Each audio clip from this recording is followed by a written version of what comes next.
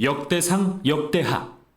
오늘날 우리가 읽는 성경에는 둘로 나뉘어 있지만 원래는 그렇지 않았습니다. 두루마리의 길이 때문에 둘로 나뉜 것뿐 원래는 하나의 줄거리를 가진 한 권의 책입니다. 한글 성경에서 역대기는 사무엘과 열왕기 다음에 나오며 사실 대부분 이 두 책의 내용을 반복합니다. 그래서 많은 독자가 역대기에 이르면 잠깐 전에 다 읽은 거잖아 라며 건너뛰는데요. 참 안타깝습니다. 왜냐하면 이 책은 정말 독특하고 성경 전체에서 매우 중요하기 때문입니다. 실제로 유대교 전통에서는 역대기가 성경의 맨 마지막 책인데 이는 이 책이 히브리 성경의 모든 내용을 요약하기 때문이죠. 이 책의 첫 단어는 아담, 즉 성경 이야기의 첫 등장인물입니다. 그리고 마지막 문단은 포로된 이스라엘의 귀환을 선포합니다. 저자는 알 수 없지만 내용으로 미루어 볼 때 이스라엘이 바벨론 포로에서 돌아온 뒤 몇백 년 후에 누군가가 쓴 것으로 보입니다. 당시에 예루살렘과 성전은 이미 재건돼 있었고 에스라와 느헤미야에 본 것처럼 좋은 상황은 아니었습니다. 예루살렘과 성전이 재건되면 하나님이 오셔서 백성 가운데 거하실 거라는 위대한 예언, 그리고 메시아 왕이 오셔서 열방을 평화롭게 통치하실 것이라는 소망이 있었지만 아무것도 성취되지 않았죠. 그래서 역대기의 저자는 다윗과 솔로몬 등 역대 왕들의 이야기를 재구성함으로써 미래에 대한 소망의 메시지를 전하려고 합니다. 이 책은 두 가지의 분명한 주제를 강조하기 위한 구조로 되어 있는데요. 첫째는 장차 오실 메시아 왕에 대한 소망, 둘째는 미래의 새 성전에 대한 소망입니다. 그럼 두 주제를 자세히 살펴보죠. 역대상은 9장에 걸친 긴 족보로 시작됩니다. 이 부분을 읽을 때 지루하다고 느낄 수도 있습니다. 하지만 이 족보는 정말 중요합니다.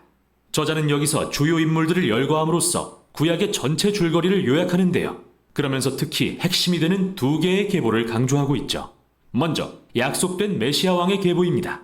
많은 지면을 할애해 유다의 계보를 따라 다윗 왕에 이릅니다. 메시아의 언약을 받은 인물이죠. 그리고 다시 다윗으로부터 당대까지의 족보를 기록합니다. 두 번째로 강조되는 계보는 제사장 직분을 받아 성전에서 섬긴 아론의 후손들입니다. 이렇게 우리는 처음부터 이 책의 큰 두 주제를 알 수 있습니다. 장차 오실 메시아에 대한 소망, 그리고 그가 지으실 새 성전에 대한 소망 말이죠. 그것이 이 오래된 족보의 의의입니다. 다음은 다윗에 대한 이야기로 전환됩니다. 대부분 사무엘에 나왔던 이야기라 익숙하지만 여기에도 정말 중요한 차이점이 있습니다. 먼저 저자는 다윗의 부정적인 이야기는 모두 제외합니다. 유약하고 부도덕하게 묘사된 부분 말이죠. 사울에게 핍박당해 광야에 숨었던 일, 밧세바를 간음하고 그녀의 남편을 살인한 일 등은 기록하지 않고 다윗을 선한 사람으로 그린 이야기만 남기죠. 또한 그는 사무엘에는 없는 새로운 내용을 추가하며 다윗을 더욱 긍정적으로 비춥니다. 다윗이 성전 건축을 준비하는 장면이 여러 장에 걸쳐 기록되어 있는데 그는 각종 자재와 기술자들을 모으고 레위인들과 찬양대를 준비시키죠. 나아가 이번엔 다윗을 모세와 같은 인물로 묘사하는데요. 하나님이 다윗에게 성전의 설계도를 주시는 모습은 모세에게 성막의 설계도를 주셨던 모습과 흡사합니다. 그런데 왜 다윗에 대한 새로운 내용을 소개할까요? 저자는 다윗의 결점을 숨기려는 게 아닙니다. 어차피 사무엘을 읽으면 누구나 알게 되니까요. 오히려 그는 다윗을 이상적인 왕으로 묘사함으로써 그의 혈통에서 오실 메시아의 모습 혹은 전형을 만들려고 한 것입니다. 이는 예레미야나 에스겔이 오실 메시아를 새로운 다윗이라 말한 것과 매우 비슷한데 역대상 17장에 다윗을 향한 하나님의 언약이 어떻게 기술되어 있는지 보면 명확히 이해할 수 있습니다. 이 이야기에 상응하는 사무엘하 7장과 비교해보면 역대기 저자가 강조하는 것은 다윗도 솔로몬도 그 외 어느 왕도 메시아가 아니었으며 앞으로 오실 메시아는 다윗과 같은 왕이 될 거라는 것입니다. 그래서 저자에게 과거 다윗 왕의 이야기들은 미래에 대한 소망을 지속시키는 힘이 되어줍니다. 다윗이 죽은 후 역대하는 예루살렘에 거하던 왕들의 이야기에 초점을 맞춥니다. 이번에도 역시 열왕기에 많은 이야기가 반복되지만 결정적으로 다른 점도 많습니다. 먼저 저자는 북이스라엘의 왕들 이야기는 모두 제외합니다. 다윗의 혈통에만 집중하기 위해서죠. 더불어 이들 다윗 왕조에 대한 새로운 내용을 대거 추가합니다. 그는 하나님께 순종한 왕들을 부각하면서 그들의 순종이 성공과 복으로 이어진 새로운 이야기들을 들려줍니다. 또한 하나님께 불순종했던 왕들에 대해서도 알려줍니다. 그들은 율법을 따르지 않고 이스라엘이 우상을 숭배하도록 이끌었고 이는 결국 이스라엘이 포로로 잡혀가는 끔찍한 결과를 초래합니다. 그들이 자초한 일이죠. 이 부분은 모두 일련의 인물 연구로서 후대 이스라엘의 자손들이 그들의 역사를 통해 교훈을 얻게 하는 게 목적입니다. 하나님과 율법에 신실할 수 있도록 말이죠. 이 책은 결말 역시 정말 독특합니다. 맨 끝에 가면 고레스라는 페르시아 왕이 등장하는데 그는 이스라엘 백성들에게 포로에서 벗어나 고향에 돌아가 도시와 성전을 재건하라. 마지막 절에서는 너희 중에 그의 백성 된 자에게 하나님께서 함께 계시기를 원한다. 너희는 다 올라가서 라고 선포합니다. 이렇게 책이 끝납니다. 미완의 문장으로 말이죠. 물론 저자는 첫 번째 포로 교환과 에스라, 느헤미야에 기록된 이야기들을 알고 있습니다. 하지만 그의 관점에서 이스라엘의 예언적 소망은 여전히 성취되지 않았습니다. 따라서 이런 미완의 결말은 저자의 소망이 또 다른 때의 포로 교환에 있다는 것을 보여줍니다. 마침내 메시아가 오셔서 성전을 재건하고 하나님의 백성을 회복시키실 바로 그때 말이죠. 이렇듯 히브리 성경의 마지막 책인 역대기는 미래를 향하며 마치고 있습니다. 이 책이 하나님의 백성에게 미래를 향하기 위해 과거를 돌아보라고 촉구하는 이유는 바로 과거가 미래의 소망의 근원이 되기 때문입니다. 이렇게 역대기는 결말을 찾아가는 이야기로서 구약의 대단원의 막을 내립니다. 이것이 역대기가 전하는 내용입니다. 네, 우리가 오늘 함께 나눌 역대상의 이 말씀은 원래는 역대기 말씀으로 하나로 되어 있는 말씀이지요. 역대상은 아담으로부터 시작을 합니다. 그리고 남과 북으로 나눠져 있던 이 이스라엘을 주로 남유다 왕국으로 연결해서 갑니다. 다윗의 후손의 왕들로 연결해 가지요. 그 이유는 당연히 그 대를 이어야 될 이스라엘이 하나님의 아들이신 메시아로 연결이 되어야 되기 때문에 그렇습니다. 그래서 이 역대기 상하는 이 다윗의 후손들로 통해서 이루어진 남유다 왕국을 중심으로 이야기가 진행이 돼요. 그리고 메시아까지 연결되어지는 그 말씀들로 이어져 나간다라는 거지요. 제목이 히브리 명칭은 이렇게 됩니다. 디브레 하야밈이라고 이 역대기의 원어를 보면 이렇게 나옵니다. 이것을 해석하면 이런 뜻이에요. 각 시대의 사건들 또는 각 시대의 말씀들이라는 그 뜻을 가지고 있습니다. 그러니까 이 책이 이스라엘 역사 위에 펼쳐진 사건들이 주는 의미와 교훈을 집약함과 동시에 함축적으로 기록하고 있다라고 보시면 되겠습니다. 이 책은 전해 내려오던 자료들을 모아서 편집한 것으로 알 수 있고요. 저자는 누구인지는 알 수가 없습니다. 그리고 기록 장소는 예루살렘으로 추측이 돼요. 이 대상은 바벨론 포로 생활에서 돌아온 유다의 남은 자들을 위해서 기록했다라고 합니다. 그러니까 포로 생활에서 돌아온 남유다의 유다의 남은 자들을 위해서 이 역대기를 기록했다라고 얘기를 해요. 저자의 독특한 관점과 기록 목적에 따라서 이스라엘을 중심으로 온 인류의 역사를 재구성한 역사서가 역대기라고 보시면 되겠습니다. 당대 하나님 백성에게 소망을 주고 그들의 삶을 역사가 제시하는 근본 방향과 목적을 향하여 돌이키게 할 뿐 아니라 그 역사의 의미에 따라 신실하게 살 것을 또한 권면하고 있는 책이 역대기이기도 합니다. 다윗 왕가의 계보를 특별히 자세하게 설명하고 있는 특징이 있다고 제가 말씀을 드렸죠.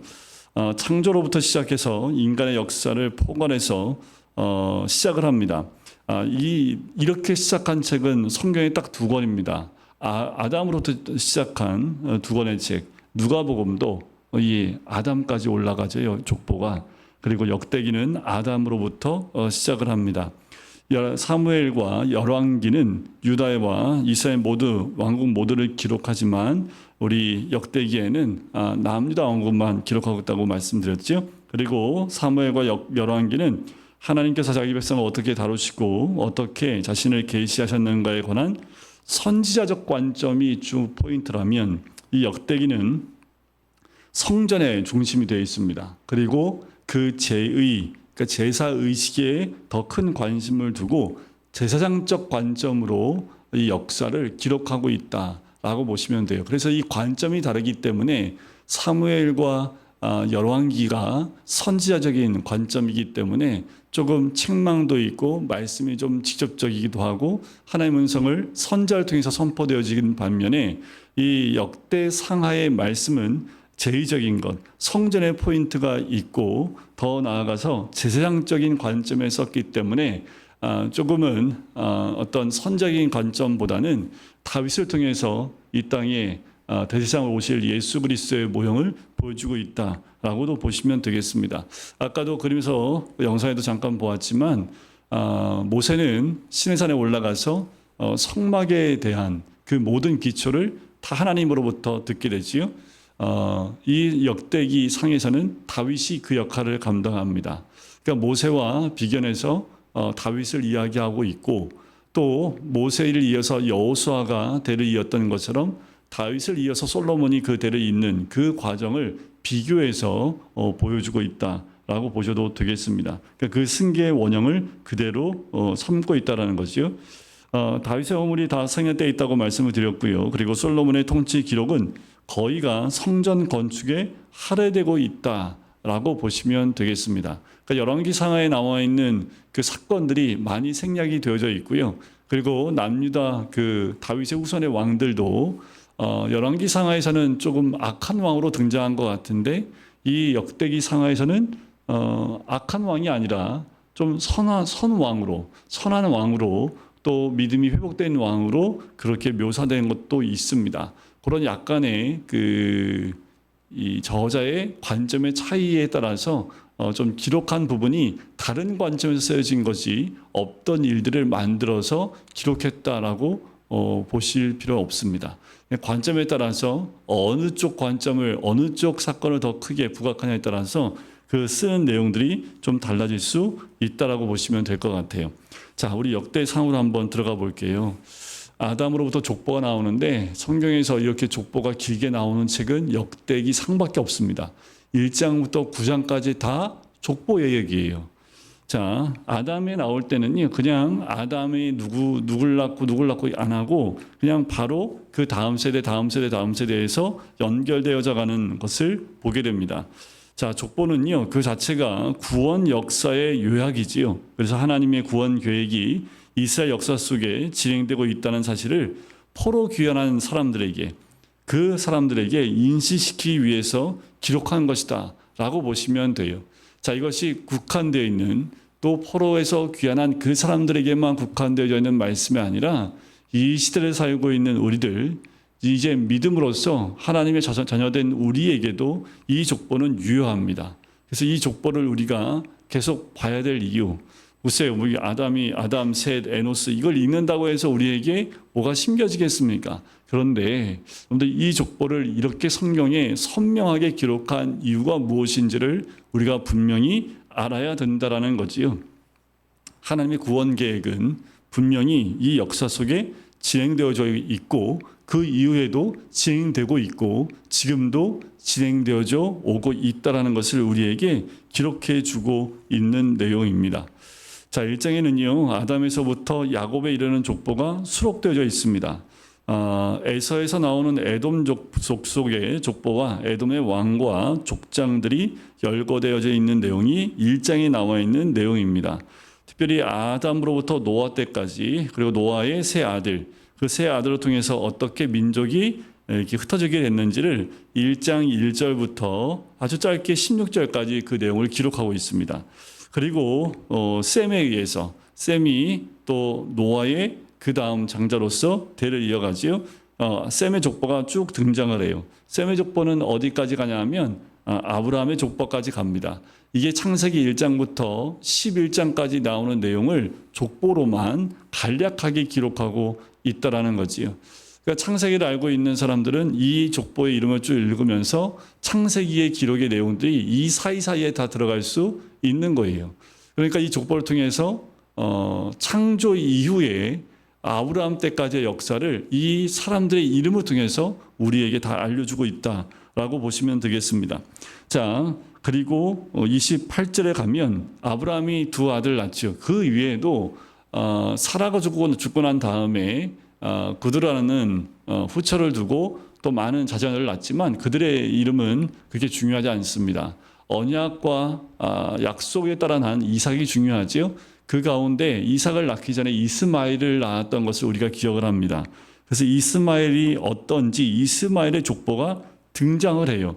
자, 29절부터 이스마엘의 족보가 등장을 하는데, 그리고 32절에 보면 여기 나오네요. 소실 구드라가 나온 자손은 어떠하다라고 얘기하면서 간단하게 얘기하지요.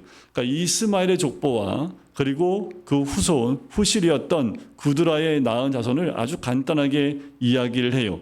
그리고 아브라함에게서 그 대를 이어야 될 언약의 자손은 이삭이었기 때문에 34절부터는 이삭이 낳은 아들에서 얘기를 하는데, 특별히 이삭의 아들 에서와 이스라엘이라고 얘기하는데, 이스라엘은 야곱을 의미합니다. 그 가운데 장자였던 에서의 족보를 35절부터 42절까지 기록을 해요. 그러니까 에서의 족보도 기록을 합니다.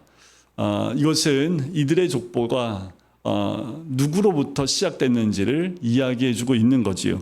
더 나아가서 이 에서의 자손은 에돔 땅을 다스리는 왕들로 확장이 됩니다. 그래서 43절부터 54절까지 에돔 땅을 다스리는 왕들의 이름이 등장을 해요.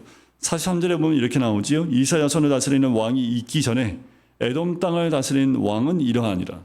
그러니까 이스라엘의 왕이 나오기 전에 이미 에돔 땅에는 왕이 있었음을 기록해주고 있습니다. 이렇게 보시면 돼요. 하나님이 택한 그 후손들의 자손들을 보면 좀 삐리리해요. 여기에 지금 기록하고 있지는 않지만, 에돔은 에서 자손들은 왕국을 이루고 있는데 야곱의 후손들은요 아직도 쫓겨남을 당하고, 또 어떻게 어디로 도망갔어요? 도망간 거죠. 이 흉년을 피해서 애굽으로 도망가서 애굽에 가서 종살이하는 모습으로 그려지고 있는데, 이 에돔, 에서의 후손인 에돔 족속은 어떻게 해요? 왕국을 이루고 있다라는 거예요. 좀 아이러니하죠. 하나님이 선택한 하나님과 함께하는 백성들은 노예의 삶으로 가고 있는데, 하나님을 떠난 에서 족속은요 왕국을 이룹니다. 강력한 나라를 이루는 것을 보게 돼요. 자, 이걸 대비해서 적고 있는 이유가 있겠지요. 이스라엘 백성들이 이것을 몰랐을까요? 이들이 돌아오면서 이스라엘 가나안 땅에 돌아와서 그들 눈에 들어오는 것은 이런 것들이 눈에 들어온 거예요. 왜 이 세상은 잘 되는데 하나님 믿는 우리는 왜 이 모양 이 꼴일까라고 생각을 할 수 있습니다. 하지만 중요한 건 뭐예요? 역사의 주관자가 되시는 분은 우리 하나님이시고, 우리 하나님은 그 역사 가운데에서 하나님이 그 구원의 구속사의 역사를 지금도 이끌어 가신다라는 거예요. 그것은 권력이나 힘이나 권세로 되는 것이 아니라는 거예요. 그것은 하나님의 약속입니다. 언약을 따라가는 거예요. 아무리 힘이 세다고 해도, 아무리 자기가 권세가 있고 능력이 많아서 왕으로서의 모습으로 위용을 갖춘다 할지라도 하나님 앞에서는 아무것도 아니라는 거예요. 세상은 그렇게 자기의 잘남과 자기의 권세와 자기가 가지고 있는 그 권력을 드러내기 위해서 함부로 그 힘을 남용하고 있는 모습들을 우리는 많이 봅니다. 세상이 그렇게 왕을 세워서 정말 태평천하를 누리면서 지금까지 잘 먹고 잘 살았더라 하는 나라는 없습니다. 그만큼 인간은 죄인이기 때문에 왕국을 이뤘다 할지라도 자신의 욕망을 채우기 위한 것이 더 커지기 때문에 결국 그 왕국들은 저물어가고 또 멸망을 당하고 없어지는 모습들을 보게 돼요. 근데 바벨론이라는 그 나라가 이 나라의 이 세상 가운데 있었다라는 것을 사람들이 어떻게 알았을까요? 역사에 기록되어 있으니까 알았겠지요. 그 바벨론의 그 나라가 발굴된 것도요 그렇게 오래되지 않았습니다. 실제로 있었던 나라였는지 그것이 발굴되는 것도 또 알게 된 것도요 그렇게 오래된 역사 아닙니다. 우연하게 발견하게 돼요. 세상에서 말한 대로 정말 우연하게 그 지역을 발견하게 되고, 그때 그 터를 다 발견하고 유적을 다 찾게 되지요. 사람들이 놀랄 만한 유적들입니다. 지금도 어떤 과학자들도 어떻게 이렇게 만들었을까 했을 정도로 어마어마한 나라를 이루었어요. 그런데 결국은 어떻게 됐어요? 땅속에 다 묻혀버렸습니다. 알아주는 사람들은 역사에 기록된 거 외에는 없어요. 아무것도 아니라는 거지요. 그때는 힘이 있어서 자기의 권세 가지고 떵떵거리고 이야기할지 모르지만 결국 먼지와 같은 존재들입니다. 시간이 지나면 시간 앞에서 그들은 더 이상 자신의 권세를 누릴 수 없어요. 그래서 돈 많은 사람들, 권세 있는 사람들은 영원히 살 것에 대해서 굉장히 관심이 많았습니다. 진시 황제도 그랬고요. 권세의 정점에 있는 사람들은 이 권세를 영원히 누리고 싶어서 건강을 위해서 많은 걸 쏟아부어요. 하지만 시간 지나면 다 헛수고라는 거 압니다. 결국 이 모든 것을 주관하시는 분이 우리 하나님이라는 거지요. 아무리 권세가 많으면 뭐예요? 지옥 가면 아무것도 아닙니다. 이 땅 가운데서 조금 연약하게 살아요. 힘들고 어려워요. 하지만 믿음 가운데 구원을 받게 되면 영원한 천국 가운데 있습니다. 그런데 무엇과 비교할 수 있습니까? 이 땅 가운데서 권세를 누리는 그 기간은 끼켜야 몇십 년입니다. 하지만 이 땅에서 좀 힘들어도 믿음을 지키고 구원받은 백성이 되면 영원이란 그 영원의 장소에 가서 하나님과 영원한 천국 가운데 누릴 수 있는 그 놀라운 그 은혜를 누리는 거지요. 이 세상의 것과 좋게 비교할 수 없습니다. 그런데 우리 눈은 자꾸 눈에 들어오는 것으로 마음을 뺏겨요. 그래서 나도 저렇게 되고 싶다라는 그런 마음이 들지요. 택한 이스라엘 백성들이 우리와 똑같았습니다. 그래서 눈에 보이는 강한 왕들을 요구했던 백성이 이스라엘 백성이지요. 자, 2장에 들어가면 야곱에서 시작하여 다윗에게까지 이르는 족보를 보여주고 있습니다. 이 족보가 유다 지파 중심으로 기록된 것은요, 본서 기자의 누가 진정한 이스라엘 왕이냐라고 하는 메시아적 관점을 지니고 있음을 시사를 하기 때문에 유다를 중심으로 이제 집중해 갑니다. 이렇게 보시면 돼요. 많은 걸 이야기했다가 이제 포인트를 한 곳으로 집중해 간다라고 보시면 됩니다. 쭉 설명을 다 해놓고 이제 핵심이 중심이 무엇이냐 하면서 이제 가장 중요한 부분으로 집중해 들어가고 있는 것이 2장의 내용이라고 보시면 돼요. 자, 3절에 보면 1절에 보면 이스라엘의 아들, 그러니까 야곱의 아들은 이러하니 하면서 12아들의 이름이 쭉 나열이 되지요. 그 가운데 3절 유다의 아들은 하면서 유다 지파, 그러니까 넷째 아들인 유다의 족보를 이야기합니다. 자, 유다는 참 뭐라 그럴까요? 참 지금도 입에 담기에도 어려울 정도의 그런 사람입니다. 자, 보세요. 아들이 셋이 있어요. 에르와 오난과 셀라입니다. 그런데 에르하고 오난은요, 가정교육이 엉망이었던 것 같아요. 하나님 보시기에 너무 악했습니다. 그래서 하나님이 그 영혼을 그냥 데려가시지요. 이 세 사람은 가나안 사람 수아의 딸이 유다에게 낳은 자요, 낳아준 자요. 유다의 맏아들 에르는 여호와 보시기에 악을 행하였지요. 여호와께서 죽이십니다. 또 유다의 며느리 다말이 유다에게 베레스와 세라를 낳아주어요. 그래서 유다의 아들이 모두 몇 명이에요? 5명이랍니다. 그러니까 원래 세 아들이 있었는데 둘 아들은 죽고 세 번째 아내 셀라가 남아있지만 족보에 남아있지 않습니다. 실제 유다의 그 다음 족보로 연결되는 것은 며느리 다말을 통해서 낳은 두 아들 가운데 베레스를 통해서 그 대가 이어져 가는 모습을 보게 됩니다. 자, 그리고 넘어가면 이제 9절부터 헤스론이 낳은 아들로부터 해서 다윗의 가계를 소개를 합니다. 그러니까 유다 지파를 통해서 다윗의 가계로 쭉 연결이 되는 거예요. 15절에 보면 여섯째로 오셈과 일곱째로 다윗을 낳았으며 하면서 다윗이 빠르게 등장을 합니다.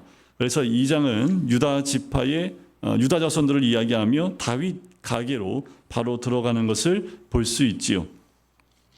보면 그 다음에 18절에 보면 헤스론의 아들 갈렙이라면 갈렙 자손에 대한 이야기도 등장을 합니다. 이제 이 다윗의 족보로 가기 이전에 여러 가지의 족보들, 자손들의 이름들을 쭉 얘기하는데 이것이 2장의 뒷부분에 남아있는 그 내용들입니다. 그러니까 이 사건들은 우리가 사무엘상하와 열왕기 상하에 보면 언급되는 이름들이 여기에도 많이 등장하는 것을 보게 돼요. 42절에 보면 여람 무엘의 아우 갈렙의 아들 곧 맏아들은 메사이니 하면서 갈렙의 자손이 마지막 부분에 등장을 합니다. 자, 2장의 포인트는 그거라고 그랬어요. 야곱의 12아들 가운데 유다 자손 가운데 다윗의 계보로 연결해 들어간다라는 것이 주 핵심입니다. 3장에 넘어가면 3장은 다윗 그 가족 가계의 배후에 하나님의 언약이 함께 한다는 것을 볼 수 있는데요. 본문을 좀 더 구체적으로 살펴보면요. 1절부터 3절까지는 다윗이 헤브론에서 낳은 아들들의 명단이고요. 5절부터 9절까지는 예루살렘에서 태어난 아들들의 명단입니다. 그러니까 처음에 다윗이 왕으로 세워진 것이 헤브론입니다. 유다 지파의 왕으로 먼저 세워져요. 그리고 난 다음에 예루살렘으로 들어가서 12지파, 전체의 지파, 이스라엘 전체의 왕으로 세워지게 되는 거지요. 그래서 그때 낳은 아들과 예루살렘에서 낳은 아들이 달라요. 그리고 10절 이하는 포로기 이전까지와 또 포로기 이후에 솔로몬 후손들에 대한 명단이 등장을 합니다. 계속해서 명단이 많이 등장을 해요. 후손들의 자손들의 족보나 이런 부분들이 등장하는 거죠. 그래서 5절에 3장 1절에 보면 다윗이 헤브론에서 낳은 아들들은 이러하니 하면서 이름이 쭉 나옵니다. 이것도 여러분들 사무엘 하에 보면 사건들에 나온 이름들이 많이 등장을 해요. 그리고 5절에 보면 예루살렘에서 그가 낳은 아들들은 이러하니 하면서 시므아와 소밥과 나단과 솔로몬 네 사람은 하면서 등장을 하지요. 자, 여기에서 5절 끝에 보면 암미엘의 딸 바수아의 소생이요. 여기서 바수아는 밧세바를 의미합니다. 이름이 약간씩 달라요. 그리고 10절부터는 솔로몬 왕의 자손의 이름이 쭉 등장을 하지요. 자, 4장으로 넘어가면 4장은 유다의 자손들과 시므온 자손들에 관한 언급이 나옵니다. 자, 1절에는요. 유다의 직계 자손이 5대까지 소개가 돼요. 2절부터 23절까지는 유다 자손들이 단편적으로 소개가 됩니다. 그리고 24절 이후는 시므온 지파의 가계와 그들의 거주지 및 이동 상황에 대한 언급입니다. 유다 후손들은 강성하였고 시몬 후손들은 미약하였습니다. 이는 야곱의 예언에 성취된 부분들을 간략하게 우리에게 보여주고 있는 거예요. 야곱이 죽으면서 창세기 49장에 12아들을 축복할 때 그 내용들이 간략하게 이 자손들을 통해서 성취된 것을 보여주고 있다라는 거지요. 그래서 4장 1절에 보면 유다의 아들들은 베레스와 헤스론과 갈미와 훌과 소발이라 하면서 유다의 직계자손 5대까지 소개가 됩니다. 그리고 그 유명한 야베스의 기도가 9절에 나와요.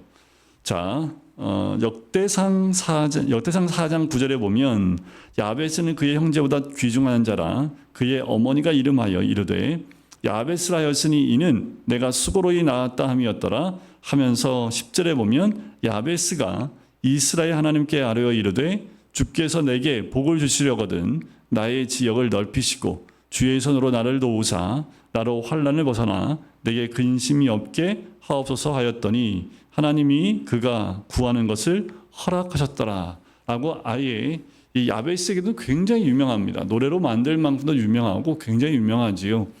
근데 이 기도의 한마디에 하나님께서 허락하셨다라는 이 말이 뭐 기도를 한 번 들었는데 허락하셨을까요? 이렇게 기도로 한 절로 되어져 있지만 이 기도의 내용을 통해서 보면 이 야베스의 믿음의 삶이 어떠한지를 짐작해 볼 수 있는 거지요. 단 한 번의 기도로 하나님이 허락하신 것이 아니라 이 기도 안에는 야베스의 삶이 다 들어있는 겁니다.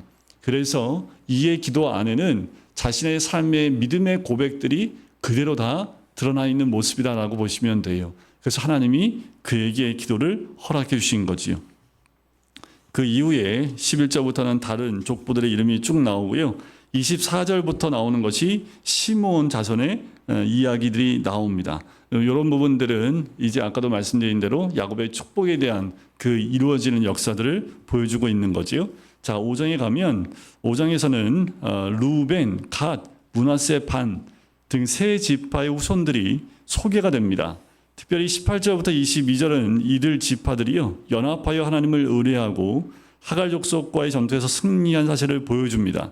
그런데 중요한 건 뭐냐면 그들이 하나님께 범죄했을 때 그들은 포로가 되어 이방 땅으로 잡혀가고 말았다라는 거예요. 이는 이스라엘의 흥망성쇠가 하나님의 언약과 밀접한 관계가 있음을 보여주고 있습니다. 특별해서 5장은 두 지파 반에 대한 이야기. 이 두 지파 반은 어디를 차지한 지파입니까? 가나안 땅 동쪽입니다. 가나안 땅 동쪽. 서쪽을 하나님이 가나안 땅으로 보셨는데 이 요단강 동쪽이 좋다고 거기에 남아있는 두 지파 반이 어떻게 되었는지 하나님의 언약을 따르지 않을 경우에 어떻게 되는지를 이 5장에서 보여주고 있다는 거예요. 5장 1절에 보면 이스라엘 장자 르우벤의 아들들은 이러하니라 소개를 하지요. 그리고 2절에 유다는 형제보다 뛰어나고 주권자가 유다에게서 났으나 장자의 명분은 요셉에게 있으니라 하면서 유다 야곱 지파에 대한 이야기를 하지요. 그래서 루벤 자손이 5장 1절부터 10절에 나오고요. 갓 자손은 11절부터 17절까지 나오고요. 그리고 18절부터는 므낫세 반지파 22절까지 등장을 합니다. 그런데 결국 이들이 광야를 통과해서 가나안 땅으로 들어오지 않고 두 지파 반이 남아있던 그 동편 땅 거기에 남아있는 그 사람들 그 땅을 차지했지만 우리 25절과 26절 한번 보세요. 25절에 보면 그들이 그들 조상들의 하나님께 범죄하여 하나님이 그들 앞에서 멸하신 그 땅 백성의 신들을 간음하듯 섬김지라. 그러니까 결국 이 두 지파 반이 결국 하나님의 심판과 멸망을 받을 수밖에 없는 이유를 정확하게 적고 있지요. 이들이 가나안 땅에 들어가든 가나안 땅에 들어가지 않든 중요한 건 뭐예요? 하나님 주신 그 언약을 붙들고 살았다면 괜찮았을 텐데 이들이 어떻게 해요? 그렇지 못했다라는 거지요. 범죄했습니다. 어떻게 해요? 이방 신들, 그 신들을 섬기며 간음하듯 섬긴 것이 하나님 앞에 범죄하게 되지요. 그러므로 이스라엘 하나님이 아수르 왕 불의 마음을 일으키시며 아수르 왕 디글랏 빌레셀의 마음을 일으키심에 곧 르우벤과 갓과 므낫세 반지파를 사로잡아 할라와 하볼과 하라와 고산 강가에 옮긴지라. 그들이 오늘까지 거기 있으니라. 그러니까 북이스라엘이 아수르에서 멸망하지요. 그러니까 북이스라엘 멸망하기 이전에 먼저 누가 멸망해요? 이 두 지파 반이 먼저 멸망을 합니다. 그리고 하나님께서 아수르의 왕, 두 왕의 마음을 이렇게 요동치키셔서 이 땅을 빼앗게 하시고 그들을 다른 지역으로 옮겨버리게 하셨다라는 거지요. 이 두 지파 반이 어떻게 요단강 동쪽에 살았던 그들이 어떻게 했을까? 그 부분을 역대기 상 5장에서 잘 기록하고 있습니다. 여러분들 우리가 믿음과 말씀 가운데 서 있는 것 정말 중요합니다. 우리가 어디에 사는 것이 중요한 것이 아니라 말씀대로 순종하고 사느냐가 중요한 거예요. 지금 현재가 중요한 것이 아니라 우리는 미래를 바라보며 현재를 사는 사람들입니다. 천국을 바라보며 이 땅에 사는 사람들이지 이 땅이 다라고 생각하는 사람들이 아니라는 거예요. 현재 오늘만 위해서 사는 사람들이 아니라 내일을 위해서 오늘을 살아가는 사람이라는 것 굉장히 중요합니다. 오늘이 좀 힘들어도 내일을 믿음으로 바라보고 나아가게 되면 소망이 있기 때문에 오늘의 힘듦과 아픔과 괴로움들을 이겨낼 수 있는 거지요. 실제로 근데 저 북한 땅에 가면 믿음 때문에 탄광이나 또 아오지 같은 탄광이나 이런 곳에 붙잡혀 있는 너무나 많은 사람들이 있습니다. 그곳에서 중노동을 하고 죽을 고생하면서도 그들이 믿음을 내려놓지 않는 이유는요. 현재의 고통보다 더 중요한 것이 내일, 바로 하나님이 허락하신 내일의 미래와 소망이 있기 때문에 그들은 그걸 버릴 수 없는 거예요. 그런데 우리가 이렇게 편한 삶을 살면서 그리고 우리에게 하나님이 허락하신 정말 편한 삶을 살면서 내일을 잃어버리고 산다면 오히려 북한 땅에서 그 믿음 때문에 고통당하는 저들보다 우리가 더 불쌍한 거지요. 그러니까 여러분들 오늘의 삶이 아니라 나에게 허락하신 믿음의 소망을 우리가 붙들고 내일을 향해서 가는 믿음을 가질 때 우리는 이스라엘 백성이 이렇게 왼쪽 오른쪽 휘청휘청해서 결국 하나님께 올바로 가지 못하는 이들의 모습이 아니라 하나님 뜻대로 살아갈 수 있는 주의 백성이 될 줄 믿습니다. 우리 모두가 믿음 가운데 하나님 말씀 가운데 세워지는 하나님의 사람들이 되시기를 간절히 소원하고요. 더 나아가서 우리 모두가 믿음의 세대이고 또 구속받은 예수 그리스도의 계보에 올라간 믿음의 세대이기 때문에 세상이 아닌 믿음 가운데 중심을 두시는 우리 모든 성도님 되시기를 주님의 이름으로 간절히 축원드립니다.